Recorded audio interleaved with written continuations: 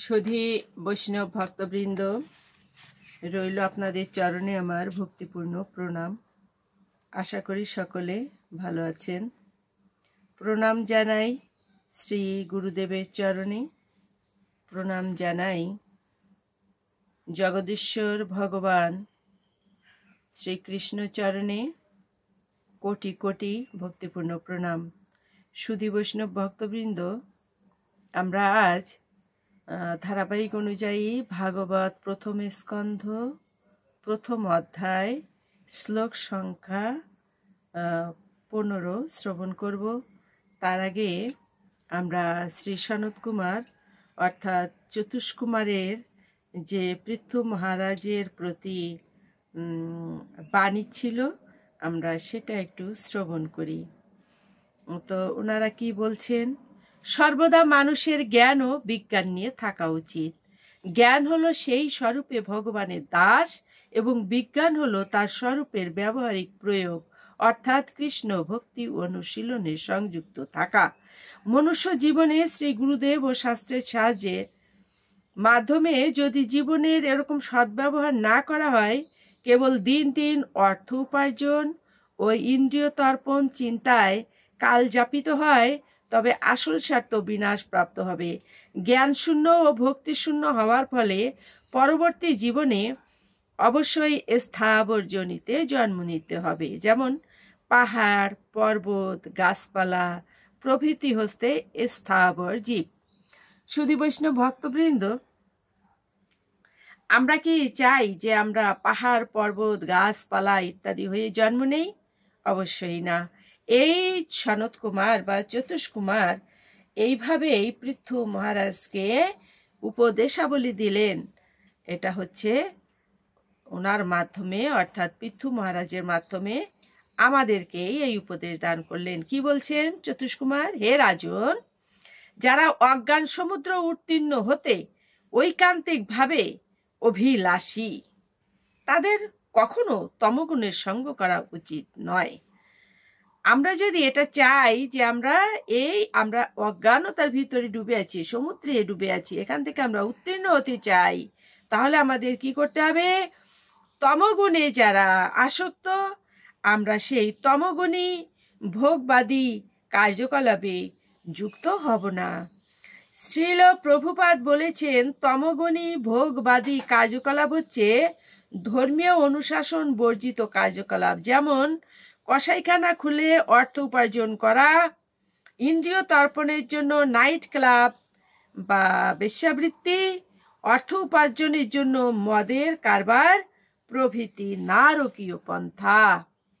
জড়জাগতিক পুণ্যকর্ম, অর্থনৈতিক উন্নতি ও ইন্দ্রিয় সুখ ভোগের প্রতি বেশি গুরুত্ব না দিয়ে আমাদের ভগবত ধামে পৌঁছানোর চেষ্টা করা উচিত। সুধী বৈষ্ণব ভক্তবৃন্দ, এটা আমাদের প্রত্যেকের জন্য কি করণীয়?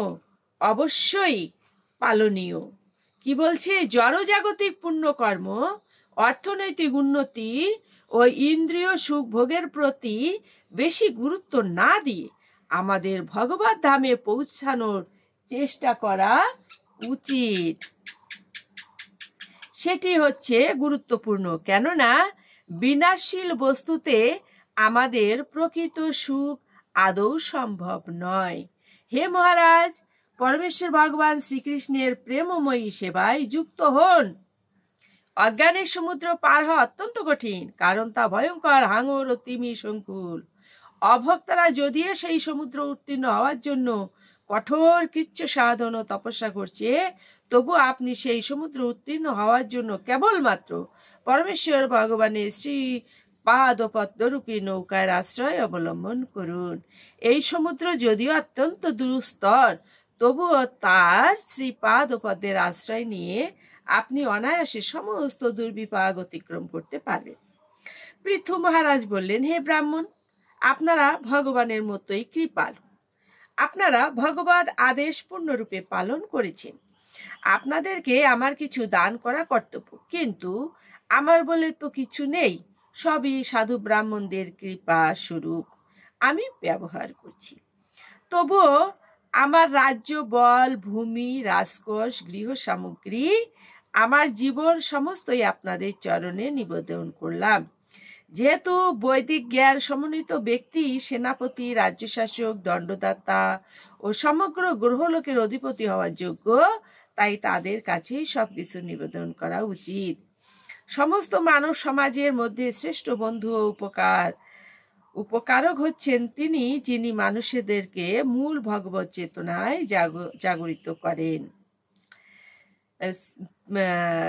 পৃথু মহারাজ কি করছেন? ওই চতুষ্কুমারের চরণে সমস্ত কিছু নিবেদন করছেন, বলছেন আপনাদের আমার কিছু দেওয়া উচিত। আর দান তো তাদেরই করতে হয় যারা আপনাদেরই মতো ভগবত ভক্ত।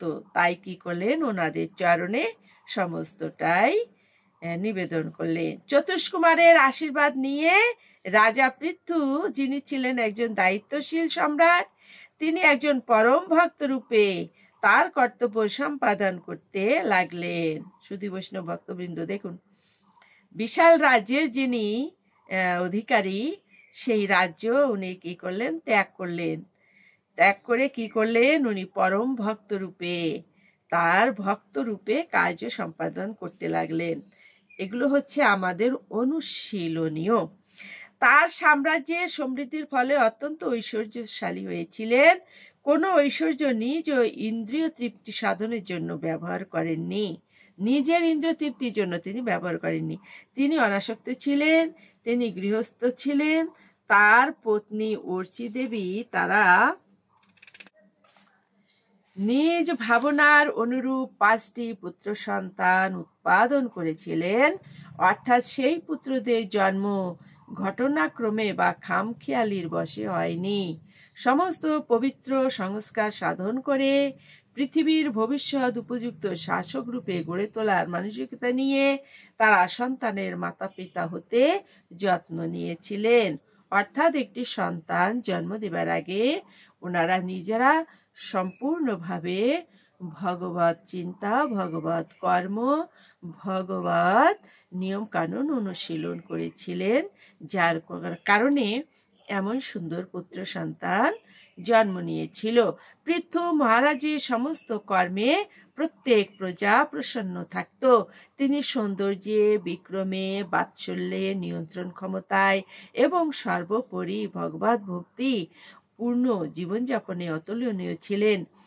তিনি শ্রী বিষ্ণু ও পরম বৈষ্ণব চতুষ্কুমারের কৃপা দৃষ্টি পেয়ে নিজেকে ধন্য মনে করতেন। শুধু বৈষ্ণব ভক্তবৃন্দ, আমরা অবশ্যই যেন এখান থেকে শিক্ষা নিয়ে আমাদের জীবনে এটা পালন করি। এবার আসুন আমরা প্রথম স্কন্ধ, ভাগবতের প্রথম স্কন্ধ প্রথম অধ্যায়ের 15 নং শ্লোকটি আমরা উপস্থাপন করব। শুধু বৈষ্ণব ভক্তবৃন্দ, গত দিন আমি যে প্রথম স্কন্ধের 15 নং শ্লোকটি দিয়েছিলাম সেটি ছিল তৃতীয় অধ্যায়ের। আজ আমরা প্রথম অধ্যায়ের 15 নং শ্লোকটি শ্রবণ করব। আসুন আমরা ব্রতী হই। অজ্ঞানতিমিরান্ধস্য জ্ঞানাঞ্জন শলাকয়া চক্ষুरुन्मीलितं येन तस्मै श्री गुरुवे नमो। ओम नमो भगवते वासुदेवाय। भगवतो वासुदेवस्य वाङ्मयी मूर्ति स्वरूपाय श्रीमद् भगवद् ग्रन्थ महापुरुषाय नमो। ब्राह्मणेभ्यो नमो, वैष्णवेभ्यो नमो, सज्जनेभ्यो नमो, मातृगणेभ्यो क्षत्रियगणेभ्यो नमो। पारमहंसं संहितायां श्रीमद् भगवद् ग्रन्थ महापुराणे। শুধু বৈষ্ণব ভক্তবৃন্দ, ভাগবত প্রথম স্কন্ধ প্রথম অধ্যায় শ্লোক সংখ্যা 15। यत् पाद संश्रयाः सुत मुनयः प्रसमायनः सद्यः पुनन्ति उपस्पृष्टाः सरधुनि आपः অনুসেবয়া। অনুবাদ: হে সুত গোস্বামী, যে সমস্ত মহর্ষিরা সর্বতোভাবে পরমেশ্বর ভগবানের শ্রী পাদ ও পদ্মের আশ্রয় গ্রহণ করেছেন, তাদের সঙ্গ প্রভাবে অর্থাৎ দর্শন মাত্রই জীব পবিত্র হয়। কিন্তু সুরধ্বনি গঙ্গার জল সাক্ষাৎ সেবা অর্থাৎ স্পর্শন, অবগাহন আদি করার পরেই কেবল মানুষকে পবিত্র করে। সুধী বৈষ্ণব ভক্তবৃন্দ এখানে কি বলছেন? হে সুত গোস্বামী, যে সমস্ত মহর্ষিরা সর্বতভাবে পরমেশ্বর ভগবানের শ্রী পাদপদ্মের আশ্রয় গ্রহণ করেছেন, তাদের সঙ্গ প্রভাবে অর্থাৎ দর্শন মাত্রই জীব পবিত্র হয়ে যায়। সুধী বৈষ্ণব ভক্তবৃন্দ, আমরা একটু বোঝার চেষ্টা করি। দেখুন, যে সমস্ত মহর্ষিরা সর্বতভাবে পরমেশ্বর ভগবানের শ্রী পাদপদ্মের আশ্রয় গ্রহণ করেছেন, যারা আশ্রয় গ্রহণ করেছেন তাদের সঙ্গ প্রভাবে অর্থাৎ তাদের দর্শন মাত্রই কি হয়? জীব পবিত্র হয়। কিন্তু সুরধ্বনি গঙ্গার জল সাক্ষাৎ সেবা অর্থাৎ স্পর্শন, অবগাহন আদি করার পরেই কেবল মানুষকে পবিত্র করে। যেমন গঙ্গা জল আমাদের পবিত্র করে, কিন্তু সেটাকে কি করতে হবে? আমাদের পান করতে হবে, অবগাহন করতে হবে, স্নান করতে হবে তবে। আর যারা ভগবত চরণ আশ্রয় করেছেন তাদের আমাদের দর্শন করা মাত্রই কি হবে? আমাদের পাপ খলন হবে। এ কারণে আমি আপনাদের বলেছি ভাগবত এর যে অর্থটা, যে 4টে সংখ্যার, দেখুন সেখানেও কিন্তু এরকম বলা হয়েছে, ভতে ভক্তিসার গ্রন্থ ব্যাসের নন্দন, আতে আনন্দ সাগরে ভাসে যে করে শ্রবণ। ভতে ভক্তিসার গ্রন্থ ব্যাসের রচন। ভতে ভক্তিসার গ্রন্থ, যেটা ব্যাসদেব রচনা করেছেন। আতে আনন্দ সাগরে ভাসে যে করে শ্রবণ। যিনি শ্রবণ করবেন তিনি কি হবেন? আনন্দ সাগরে ভাসবেন। গতে গঙ্গা হতে পূর্ণতর ইহার কথন। এখানে দেখুন এই কথাটা বলা হয়েছে, গতে ভাগ, গতে গঙ্গা হতে পূর্ণতর ইহার কথন। গঙ্গা তো পবিত্র, গঙ্গাতে অবগাহন করলে তারপরে হচ্ছে কি হয়? পবিত্রতা আসে। কিন্তু ভাগবত কথা শ্রবণ করা মাত্রই পবিত্রতা আসে। আর এই ভাগবত যারা শ্রবণ করেন, যারা পাঠ করেন, তাদের দর্শন মাত্রই পবিত্রতা আসে। এখানে দেখুন শাস্ত্রে সেটা বলা হয়েছে, যারা ভগবানের চরণ আশ্রয় করেছেন সেই সব ভক্তদের আমরা দর্শন মাত্রই কি হব? আমরা পবিত্র হব। এটা ভাগবতের কথা। এই জন্য বলছে, গতে গঙ্গা হতে পূর্ণতর ইহার কথন। বতে বক্তা সুখদেব গোস্বামী ব্যাসের রচন। কি বলছে?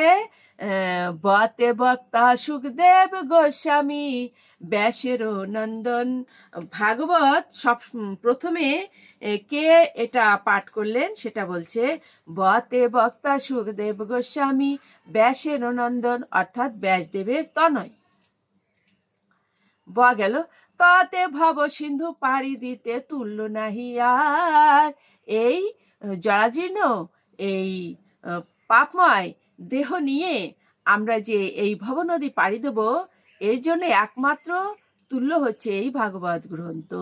এই জন্য বলছে, ততে ভব সিন্ধু পাড়ি দিতে তুল্য নাহি আর, মনে বাজাইয়া শোনে সকল ভক্তগণ। এবার আসুন আমরা পুরোটা শুনি। ভতে ভক্তিসার গ্রন্থ ব্যাসের রচন, আতে আনন্দ সাগরে ভাসে যে করে শ্রবণ। গতে গঙ্গা হতে পূর্ণতার ইহার কথন। বতে বক্তা সুখদেব গোস্বামী ব্যাসের নন্দন। ততে ভব সিন্ধু পাড়ি দিতে তুল্য নাহি আর, মনে যাইয়া শোনে সকল ভক্তগণ। সুধী বৈষ্ণব ভক্তবৃন্দ, এ পর্যন্তই। আজ আর তাৎপর্য উপস্থাপন করলাম না। যাই হোক, আমরা হয়তো বিন্দুমাত্র হলেও বুঝতে পেরেছি। আর অনেকে আছেন, এমন অনেক ভক্ত আছেন যারা অনেক জ্ঞানের অধিকারী, অনেক কিছু জানেন বা বোঝেন। তাদের চরণে আমার ক্ষমা প্রার্থনা রইল। ভুল ত্রুটি অবশ্যই মার্জনীয়। আর আপনারা সকলে ভালো থাকবেন এই প্রত্যাশা ব্যক্ত করে আজকের মতো রাখছি। এই বিশ্ব ব্রহ্মাণ্ডে সকলের শান্তি কামনা করছি। ওম নমো ভগবতে বাসুদেবায়। নমো ভগবতে বাসুদেবায়। নমো ভগবদ গ্রন্থ মহাপুরুষায় নমঃ।